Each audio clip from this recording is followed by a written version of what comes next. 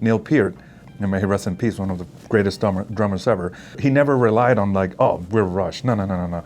Like he always said, we always have to earn the trust of the audience, regardless of whether it's our first show all the way to our millionth show. And we believe, in our team we do this, and I personally believe it as well.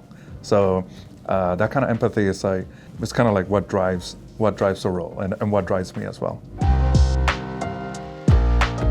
Developer advocacy is basically you are acting like a human bridge in between the people that use Unity, the people that may want to use Unity or kind of curious about Unity, and the developers, the people that actually make the tools. And we do this in many ways. We actually go to user meetups, we go to conferences, and we get feedback from people that are using the tool. Or we may actually go to schools as well and present presentations about new technology in Unity. You become sort of like a Unity generalist because you get to learn about many different topics, and it's a lot of fun learning about them and seeing the technology grow. And it's a very interesting role, a very non-linear role. Like not every day is the same, but and sometimes tiring, but very energizing at the same time.